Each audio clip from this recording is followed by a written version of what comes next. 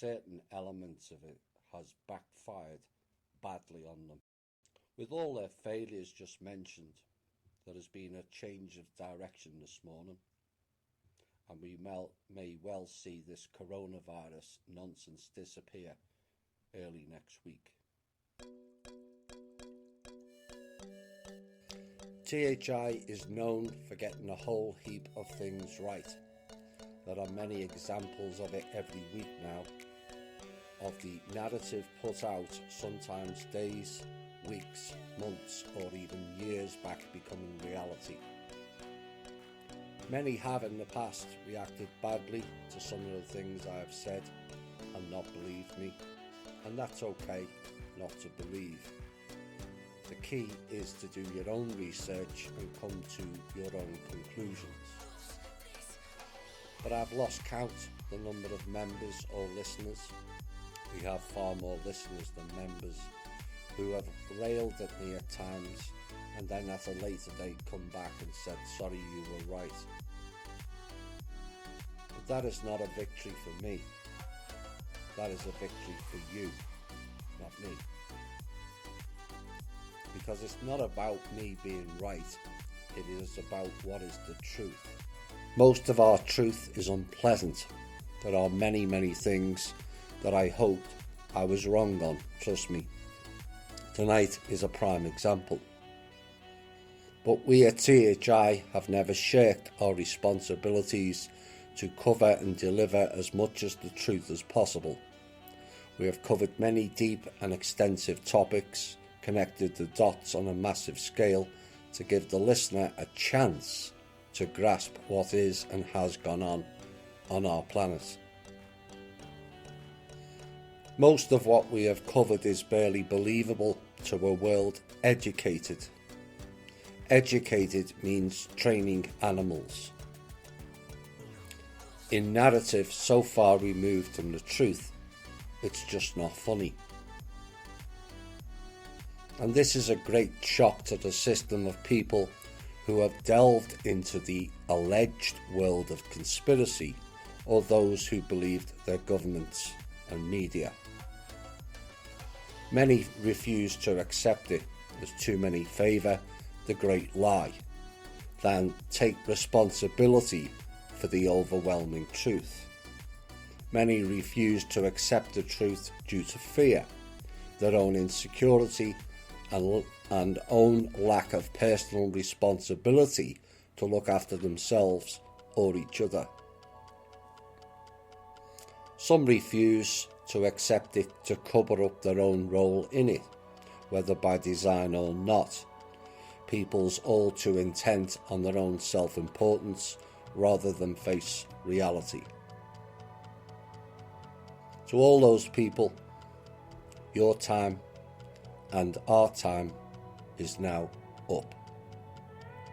There is no more time. The world is in a collective crisis none of us have seen during this lifetime, and focus must be harnessed into a collective effort to stop this crisis and systematic attack on our freedoms, jobs, businesses, homes and health, all orchestrated from way above politician levels, deep state levels, agency and military levels, Illuminati levels. And to those new, the Illuminati no longer exists and was replaced by factions of doom and death near 20 years ago.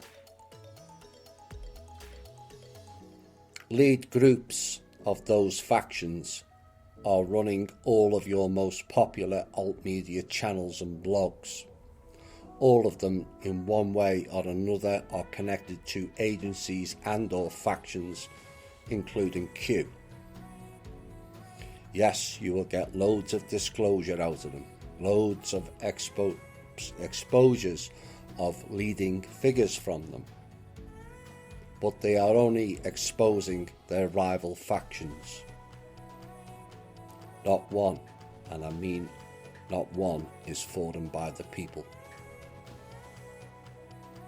That is why none of them are coming up with solutions or have delivered anything other than rhetoric-style wake clubs for the people to sit back and let them fix it all. It didn't, and it never will. As one group who are in allegiance with Trump, we are told, promised vaccine alternatives to be stated publicly by Trump this week, and Trump, in spectacular fashion, ignored that group and twittered about mode RNA. Not Moderna, mode RNA. The RNA, DNA, genetic altering vaccine.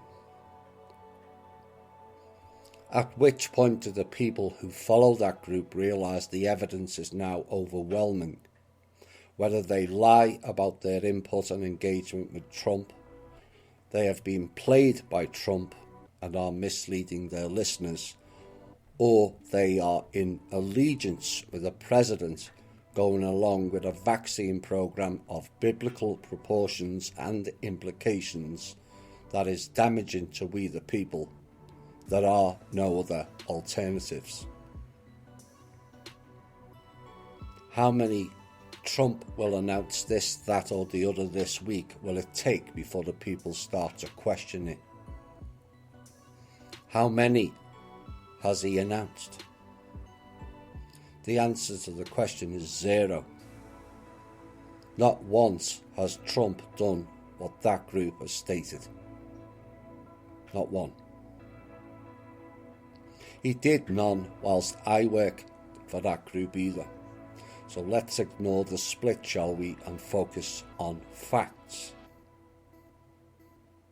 The questions of whether the trust funded the lockdown and the vaccines remains inconclusive, as any attempt to ask valid questions is returned with a volley of personal abuse and attacks on me. But the timing of the funding, both in March and this week, remains suspicious, and we have every right to question without being subjected to the levels of verbal abuse I received publicly this week. Mistakes can be made, and they are lessons to learn, but other people should not be subject to the mistakes made by an individual or a group.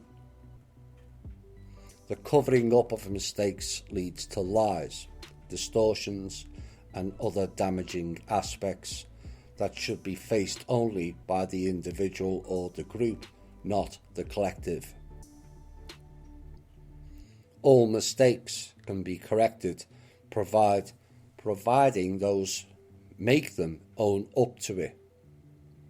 Only then can a solution be garnered to correct it.